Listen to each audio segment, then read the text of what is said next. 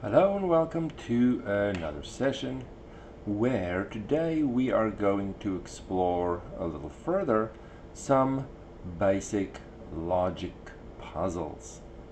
Now, we're not going to use formal logic or anything fancy, but there's logical reasoning, deductive reasoning in the background to try and navigate and make sense of these puzzles. So we're going to look at this first one. Let's read it together and then we will elaborate on the important parts. You're in an empty room with 3 colored locked boxes. Only one key and some instructions. Exactly one of these boxes contains a treasure, some gems, while the other 2 are empty.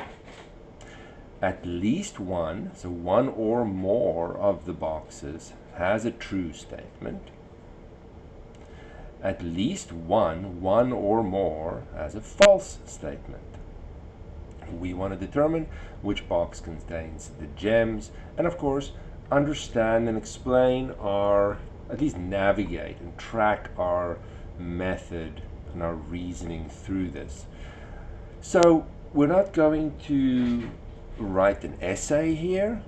A lot of this is going to be verbal and we're going to track on our page what we're doing, but you can of course elaborate more if you have to answer a test or you have to explain it to someone else. We're going to keep the actual writing down to a minimum because we're saying those things anyway and you can write it down from what we're saying in this video.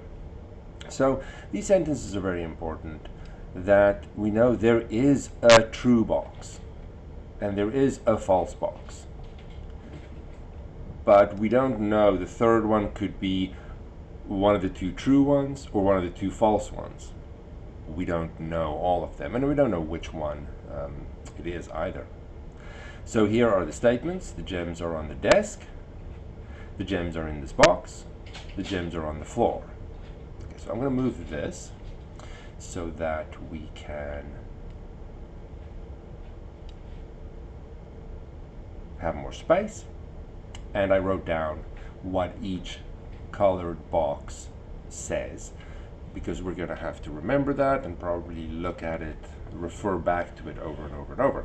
So with this kind of puzzle, this kind of problem, there are many different strategies.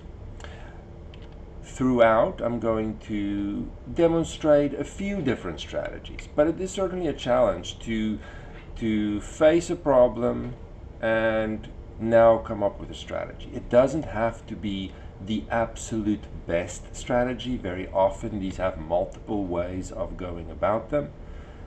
As long as you make a plan, stick to the plan, and if it seems strange or you run into problems down the line, we can come back, update the plan. So with this, I'm going to, not sure what this is. I'm going to just demonstrate a few different strategies. Well, let's play to our strengths and stick with something that we've seen before, which is Lady and the Tiger problems, knights and knaves. Those are certainly ones we've seen very often, and it does make me think like that, right? There are 3 things, there are some things that are making statements. So, what is this? Some weird anomaly. So, I'm going to break it down into 3 columns. Let's explore what the blue box is saying. Let's go white. There's an order here, and black, and then look at the different possible combinations of contents that these boxes could have, because I know a lot about that. I know there is one with the contents of gems and the others are empty. So we could say, oh, maybe the gems are in the blue box, then these ones are empty and empty. That's one scenario. Or we can have empty, this one has gems, this one is empty. Or we can have blue empty, Oops, that was supposed to be an M. Empty. And the black one has the gems. So what's nice here is that these are the only possibilities. There is nothing else given the structure and the limitations of the problem. This is it. This is it. So I know the answer is one of these three. So now I'll just go start at the top and explore if this combination, if this first row is possible. So now I have to, of course, remember what the boxes are saying. Blue. Blue says the gems are on the desk. Well, in this scenario, no, the gems are in blue, so that's false. White says the gems, white, this is white, I don't want to mix these up. White, the gems are in this box. That is false. Black says, this is black, the gems are on the floor. No, the gems are in a box. It's not on the floor. So that's also false.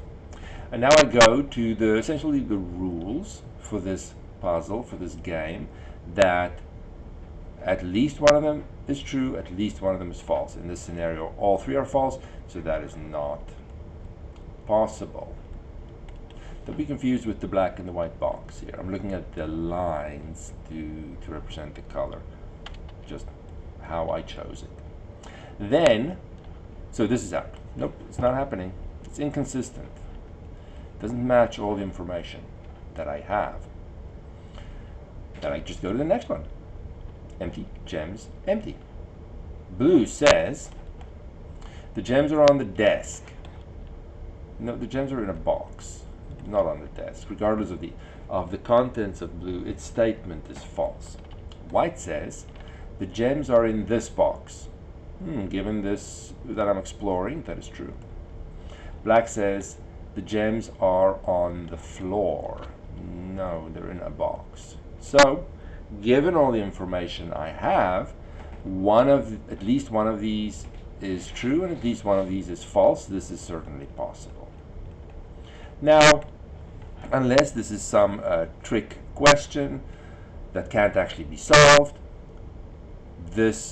assuming there is one answer, this would be it.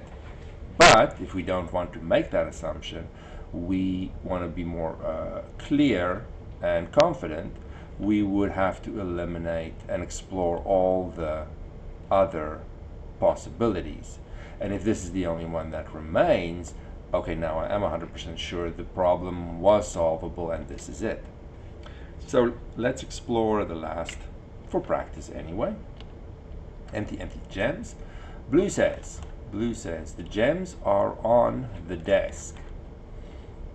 No, it's in a box. That is false. White says the gems are in this box. Not this time. That's false. Black says the gems are on the floor. No, they're in a box. So that is also false. And I got no true statement anywhere. That is not possible, but that is a good thing for where I am in this problem, because it shows that this is also not possible.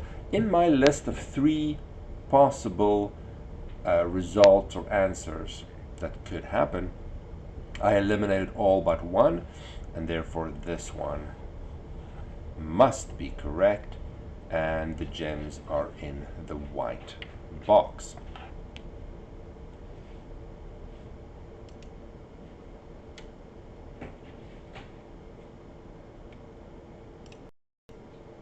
All right, let's look at the next one. Same rule, same setup. At least one of the boxes is true, at least one of them is false.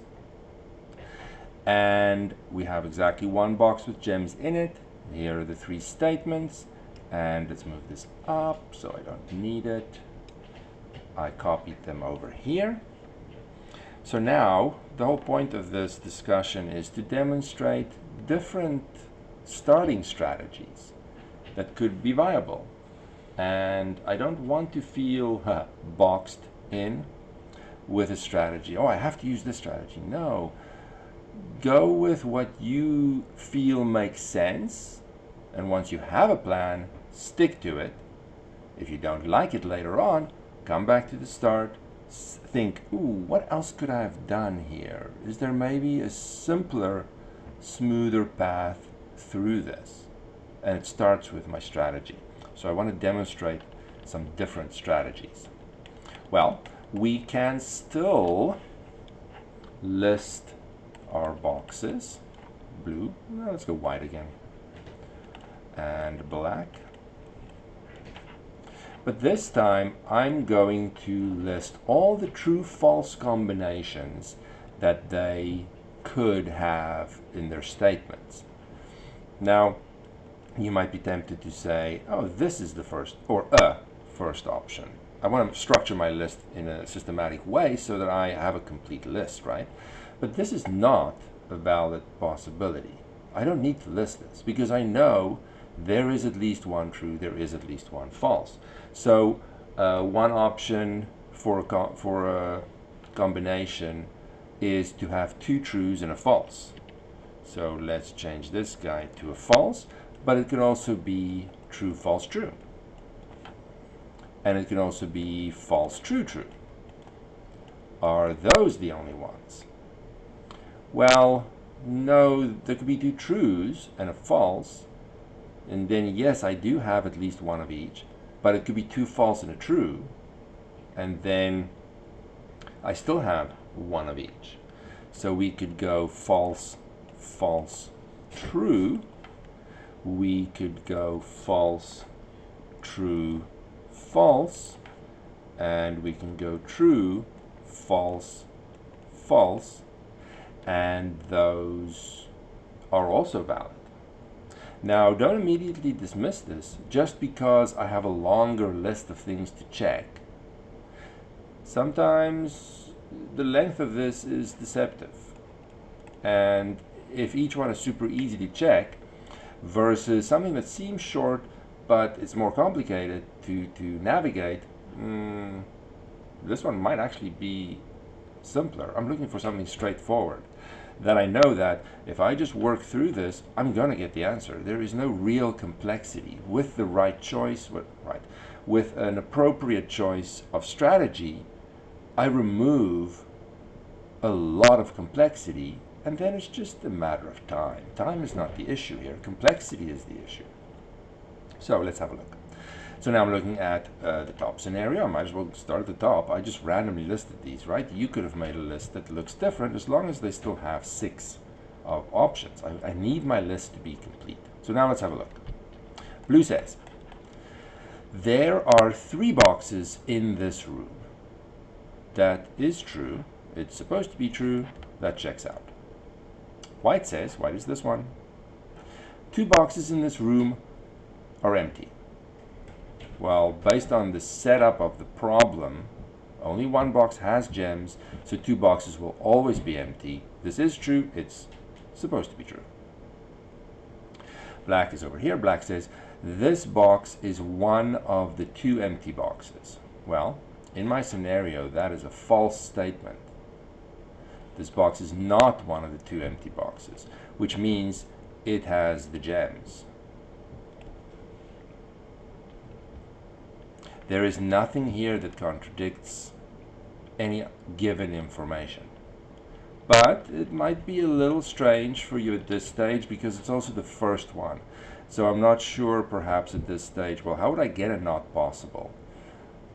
I'll just write possible here for now, but I do understand that it just happened to be the first one. Let's see how the others are not possible, and then when I look at this again, I'll see. Because my general strategy is still the same, I'm aiming to eliminate all but 1, and that will be the correct answer. Where that 1 appears in my list, I don't know beforehand. It seems like it was the first one I wrote down. But I do need, for confidence, to examine the rest, right? So now we're going to the second row. Blue says, there are 3 boxes in this room. That checks out. That is consistent with how it's supposed to behave under my assumption of this row. It is true. White is next. White says 2 boxes in this room are empty. Well, I know that this is true based on the description of the problem. So I cannot assume it's false. That does not match with information that I already know. I don't care what the black box is saying. There is an inconsistency in how white is behaving. So that's not possible. Not possible. But I hopefully noticed that once I get the hang of this, checking each row is going to be super fast. So the fact that there are 6 is not something that I even consider as an issue. Let's check false, true, true. Blue says there are 3 boxes in this room. That's always true because that's the setup of the problem. It cannot be false. So immediately there's an inconsistency, and this scenario of blue saying something false is not possible.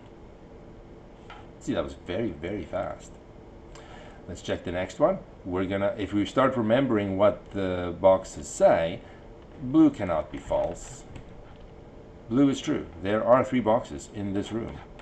So anywhere where blue is false cannot be possible. So it's actually much faster than it might have originally seemed by just looking at the size of the list. And I only have 1 to check. So quick. Now blue checks out because in my assumption blue makes a true statement. Yes, blue in fact does make a true statement, so it's not going to throw out this possibility based on what blue says or how blue behaves. White says, white in my assumption is false.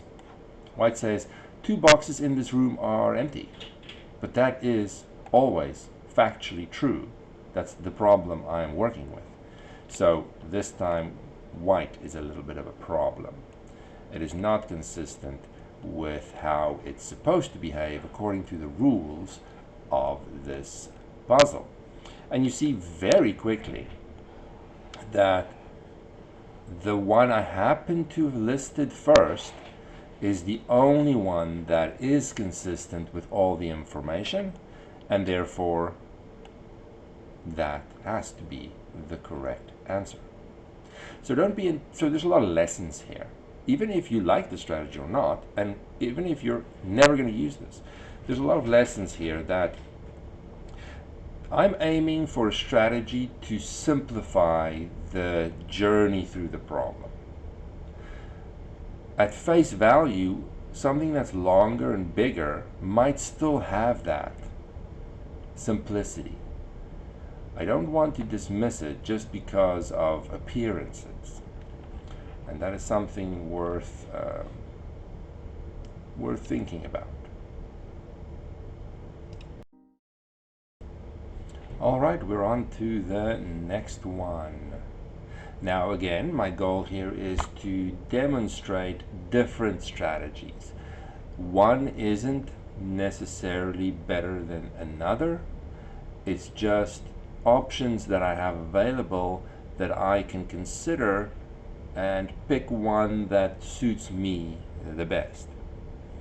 Now, in these last 2, we'll use a strategy. The rules are exactly the same, so I'm going to move up this window here. We're going to take a strategy, I'll say the wordy approach, of just reasoning through it, starting at whatever statement and whatever place suits us. Sometimes a simple statement. So let's just scan through what these boxes are saying. The blue box is saying this box is blue. Black box is saying this box is black. White box is saying the gems are in a true box. So definitely the first 2 have simpler statements, easier to evaluate. So in this strategy, I'm writing full sentences to explain my deductive reasoning. And we have a bunch of premises already, right? The description in the problem is all the information that's factual that we have already. So I'll scroll back and forth to see. We're going to start with this blue box and say that, well, the blue box is saying this box is blue. So we'll start by saying I'll make it capital, sure. The blue box is necessarily true. It's making a very simple statement that I can evaluate. It is true. The black box, if you remember, is saying this box is black. That is always true. Regardless of the content of where the gems are, the black box is also always true. Now, because, or let's say since, at least based on the information in the problem, and they're always the same, this is the third one we're doing now, since at least one box is false, it can't be blue, it can't be black, because they're always true, we conclude, sort of a temporary intermediate conclusion, that the white box is false, because there has to be a false one somewhere. Can't be blue, can't be black, has to be white. So we're doing sort of a little elimination here, and we started with the simple statements because they're easier to get a foothold, start some momentum.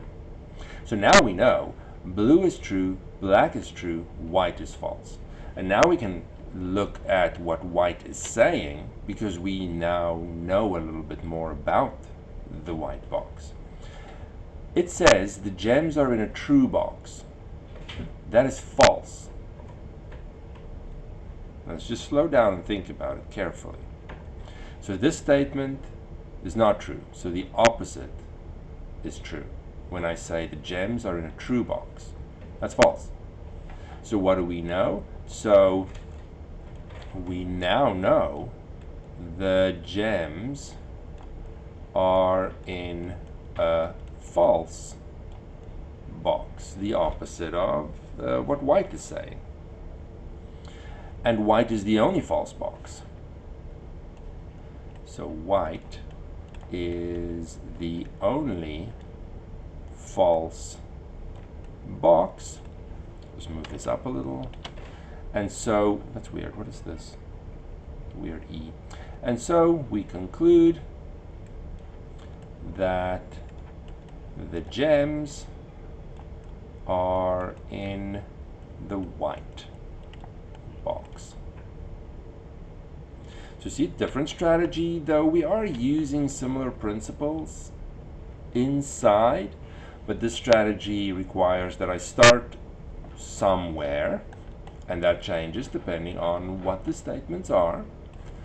Often it is going to start with a simpler statement of the bunch, and then I have to follow that. Okay, what does that? I make a little conclusion that leads to another conclusion that leads to another conclusion, which eventually leads to the final conclusion for where the gems are. More advanced because it's a little bit more flexible navigating through this sequence of sentences in my argument, but it also has the benefit of being quite efficient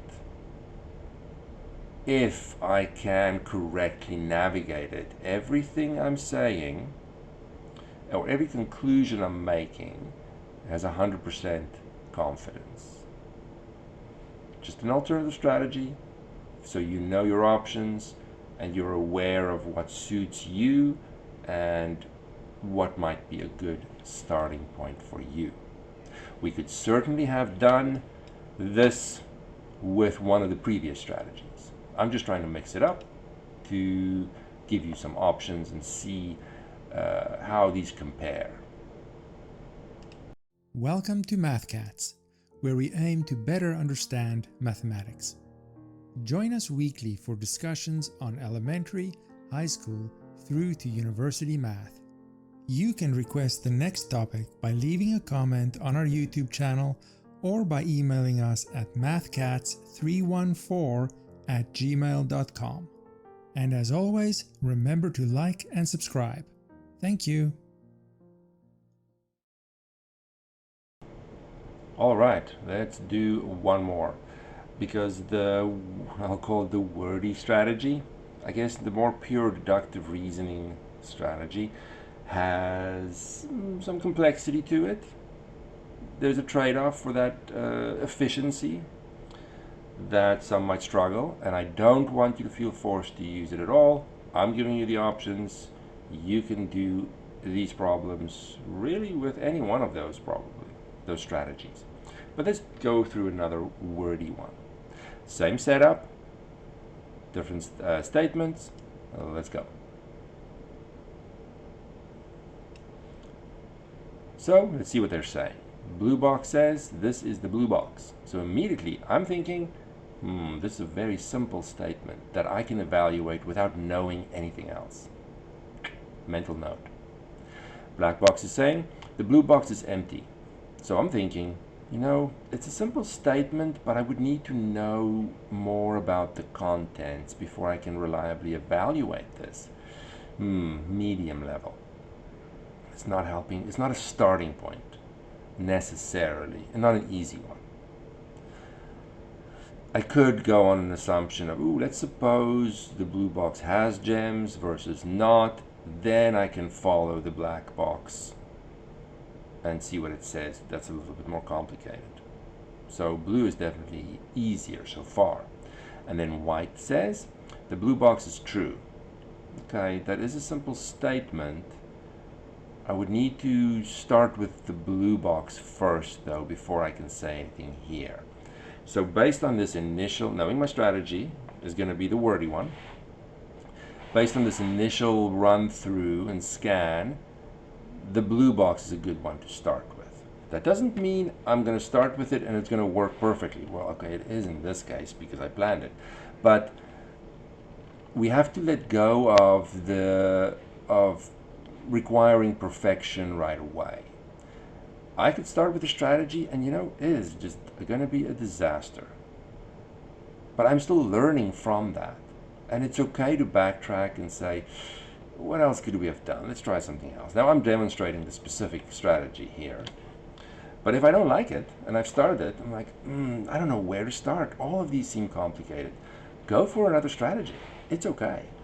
It doesn't have to be perfect the first time. So let me just go up here and say, and note, we're going to start with blue because blue statement can be evaluated right away. It says, this is the blue box. It is the blue box. That means blue is necessarily true. Sort of a coincidence that the previous example had the exact same starting point. Coincidence. The blue box is necessarily, that was supposed to be an I that turned into an L. True. Because based on, I don't need any other assumptions to evaluate its statement. It's always going to be true, regardless of where the gems are, regardless of what the other boxes say. This guy's true.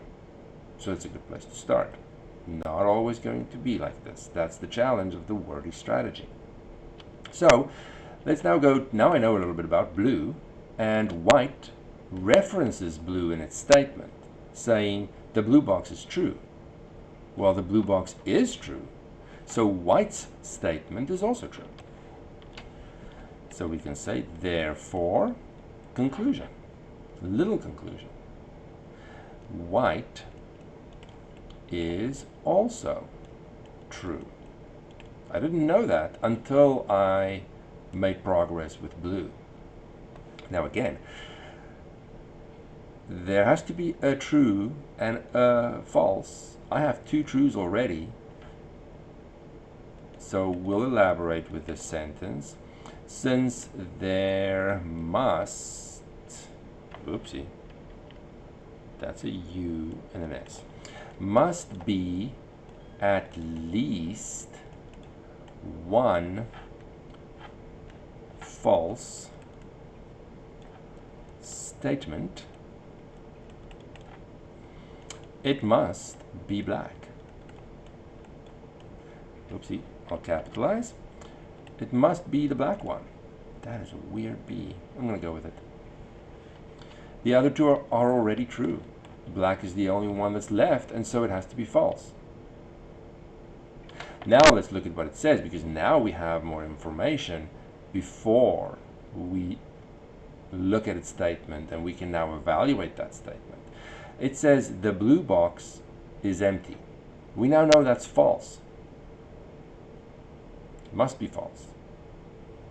So the blue box is not empty. So the blue box is not empty, and therefore contains the gems, because only one box has the gems. So we started with something that is easy to evaluate. That led us to be able to make progress with white and evaluate that. We found two true based on at least a part of the premise of the problem, that there's at least one true, at least one false. We could conclude, well, black has to then be false. That allows us now to evaluate what black says. And if black is false, the opposite of this is true, so the blue box is not empty, and therefore the blue box has the gems. So there is certainly an obvious efficiency here, but everything comes at a price, and the price is to have a reasonable place to start and navigate through this, and that can be really tricky. It's not as simple as the others. The others are sort of, well, if you can list all your options, however you want to look at those options and start eliminating them, it's much more systematic and procedural, and you can just sort of work your way through it, sort of brute force your way through it. This one is a little bit more nuanced, this strategy, in that the path through it kind of is determined by the actual statements. I can set up a strategy like this regardless of the statements. So it's a little bit simpler, which is why we mainly focused on these guys. But I can technically be a little faster if I can handle this complexity. And again, it's not a one-size-fits-all situation. With this, I wanted to give you a demonstration of how we can handle the same kind of problem with a variety of strategies. Whichever one you pick is completely fine if it gets you to the end and you understand what you're doing. All right, that was hopefully successful. We'll end it there. Until next time.